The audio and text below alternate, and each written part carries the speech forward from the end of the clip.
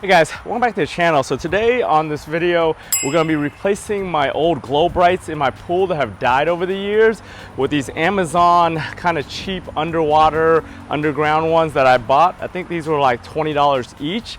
So in today's video, we'll take out the old Globrites and see if we can put these in and get them started. So stay tuned.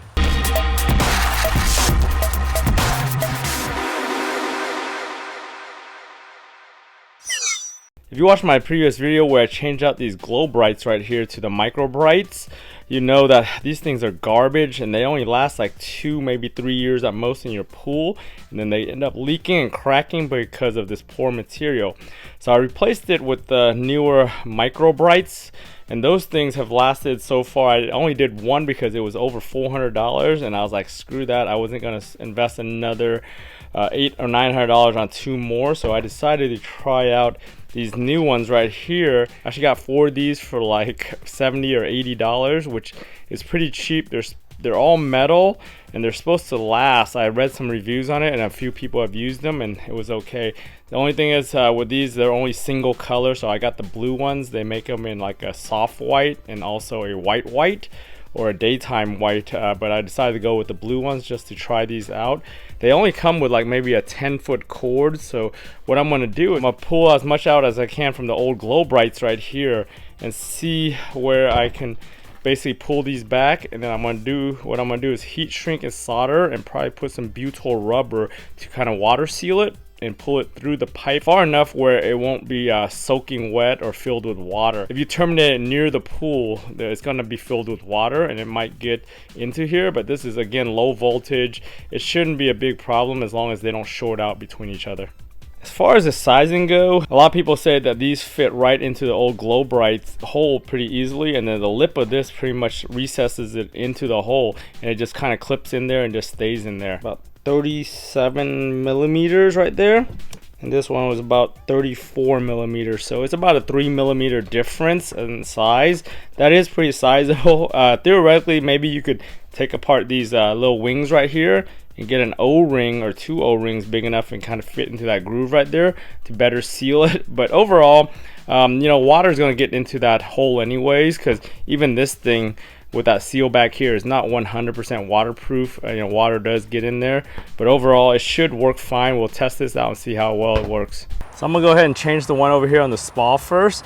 This one I can actually drain the spa down and have it below the light and then access it. The one on that side right there, I'm gonna have to go underwater and kind of pull that thing out and bring it up and work on it above. That's the side that I already replaced with the Microbrite, the new one. You can see right there, that's the old Globrite. That thing's the same condition as that one I showed you earlier. To unscrew it, you basically just take a screwdriver or 2 screwdrivers and you just turn it counterclockwise to take it out and twist it out. There is a special tool that you can get, but I don't have that tool, so I just use 2 screwdrivers. To access the wiring, you just go ahead and just take the screws off of here. Just 2 screws on both sides, and then it gets you into here and you can make the connections or disconnections. So in here is all the connections right here. You just go ahead and remove these things right here, and that and the plumber's putty right there to access it, and kind of these are the strain release to keep it from pulling through. So before we get started too far, we want to go ahead and just shut off the power over here, lights and everything and controls in case anything comes on, and then I'm going to go unplug this stuff. Right now, like the red and the black are coming from the main power here, and then the black and the white on the other side are going out to the light. So I'm going to disconnect all this just to make sure I don't get any voltage. And the red and the black actually come from the transformer right here that converts it down to the line to low voltage 12 volts or 14 volts.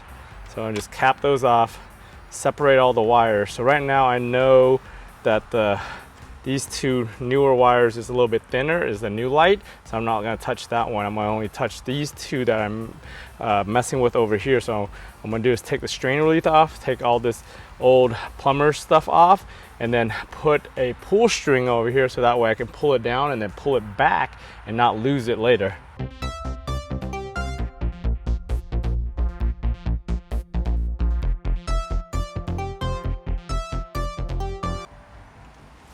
All Alright, so I've got the pull string. What I did was I actually just measured 2 lengths of the new one, so that way I can pull it through just enough to get the new one. What I'm going to do is just keep this onto here so I don't pull it all the way through, and just do it halfway, right?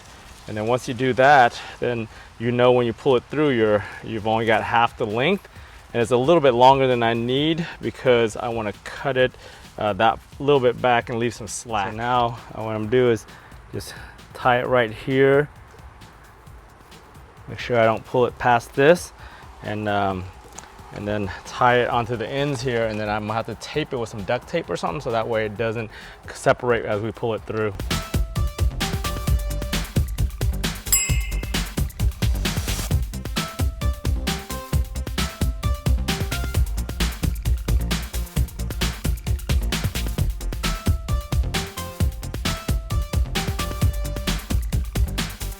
We're inside here now. I'll go ahead and use my 2 flathead screwdrivers. Just turn it.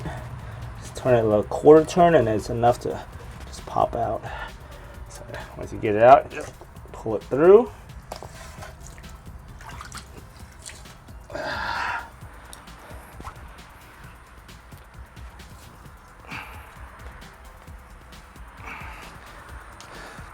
What you want to do is have your other one here too, so that way you can measure the length of it.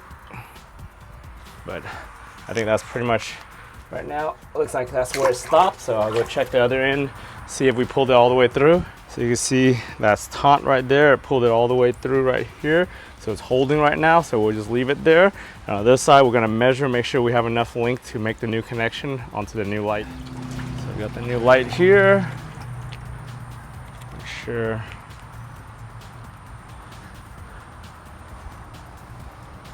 Like I said, we want to have it a little bit longer than we need. So, yeah, we cut it right about where it's coming out, or a little bit longer than that right here, and then make the terminations. So the one thing I want to do now, I want to cut this, and then I want to release some more slack on the other end so I can actually pull it out and do some work up here as far as soldering and making the connections. I'll go down here, I'll clip it a little bit longer than I need, right there. Pull this through because I released the string a little bit on the other side so I can work on this, and then get it to right about here. We'll make this, clear this out of the way. I've got my soldering iron all set up over here. So what I want to do, I've got my thing heated up right there. I'm going to go ahead and splice this thing back enough for me to make the soldering connection and heat shrink it all. So this is a pretty thick gauge wire compared to the new one.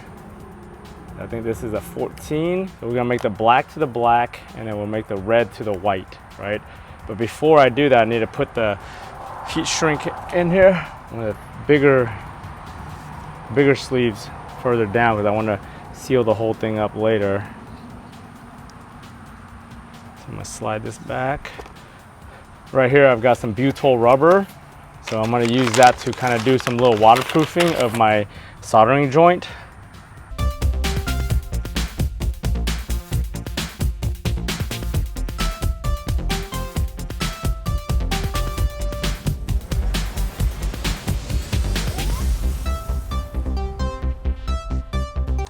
So I've made those soldering connections there. I'm gonna go ahead and put that butyl rubber on it. Actually, I'm gonna put the heat shrink on because I know it's not gonna go over after that. And then I'm gonna wrap it with some of that butyl before I put the rest of that heat shrink on.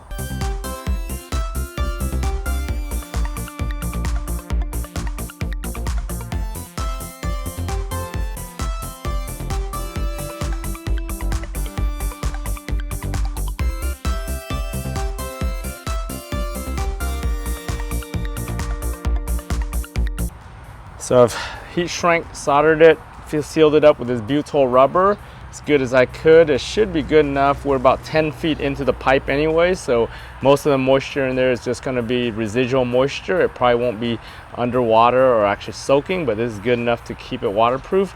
Plus it's only 12 volts, and as long as it doesn't really short out at 12 volts anyway, so we should be good.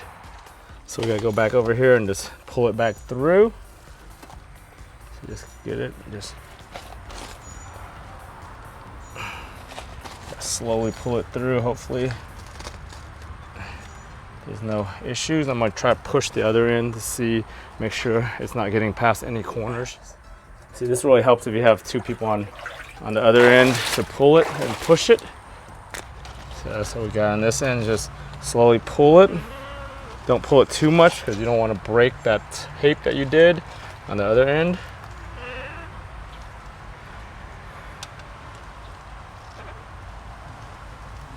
Yeah, it's getting, feels like it's getting snagged, so I'm gonna check the other end. Yeah, the other end was nothing wrong with it, so I'm just gonna slowly pull this through. Feels like it's going good now. Yeah, that's good. Smooth now. All right, so we're out. So I'm gonna go check the other end, make sure we're good. All right, so we're here. This is all that's left. So you can actually just go ahead and just push this in manually. And just push it in there. So it just, right now it just sits in there pretty loosely. So that's kind of suspect. I'd rather have like an O-ring of some sort to kind of make it feel better, but yeah, that's, I mean, as far as once the water fills up, the pressure will keep it in there, but still, it just, yeah, it just feels like you should have like some kind of seal at least. I'll figure something out, but I think I'm gonna test it and make sure it works now for power. So it looks like I just powered it up and the blue light actually works. I think, yeah, my only suspect thing is trying to get a better O-ring around this edge, because right now, yeah, that's just a little bit suspect as far as the fitment. It doesn't fully fit in there with any kind of seal, it's just sitting there. So yeah, that's yeah, I'm just worried about too much, yeah, it popping out for some reason. But aside from that, I think once the water gets in there, the pressure will keep it closed.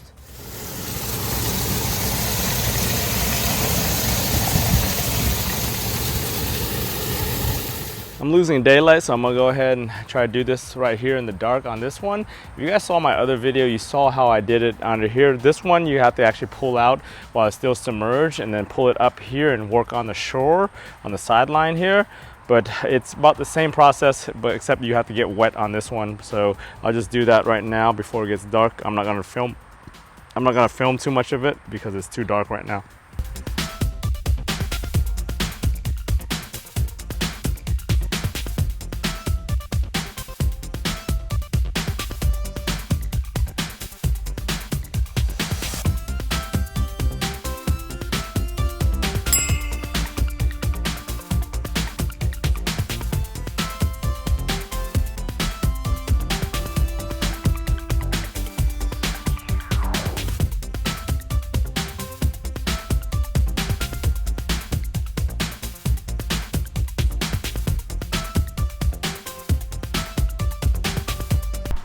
Over here we've got all the wiring all connected back together. We've got the whites onto the red, the blacks onto the black.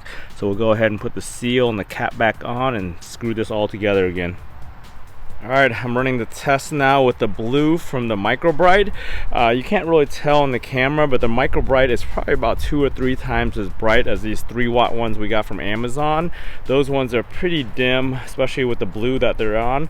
And the shade of blue is different too. This one, the original one right here, is like a more purplish blue, where that one's a more royal blue over there. And then the spa, for some reason the spa is like more aqua blue. I think just because it's a smaller pool that it's lighting up, so it lights up a little bit differently. But overall, pretty happy with this for getting the 2 lights working for $80. We'll see how long this lasts, and I'll update in the future if anything happens with these. Hey guys, thanks for watching all the way to the end of this video on changing those lights out. As you can see, it's pretty simple if you know what you're doing and you're willing to get wet and get in the pool like I did. Using these Amazon lights is a good alternative, especially if you don't want to spend $400 or $500 on the OEM Pentair ones that are probably going to fail on you anyways. I only paid $70 or $80 for all 4 of these, and as long as they last me for a season or 2, it'll be well worth it. And now that I've done it once or twice, it's pretty easy just to swap out and change change that wire if you have to. If I have any issues with this, I'll make an update video in the future, but hopefully this lasts me for a year or so. Anyways, if you found this video useful, give it a thumbs up. If you haven't subscribed to the channel, go ahead and subscribe to the channel. Turn on bell notifications to get notified every time I upload. Whether I'm doing stuff on the house, on the car, in the garage, or whatever I'm doing. If I can do it, you guys can do it. I want to thank you for watching, and I'll talk to you guys next time.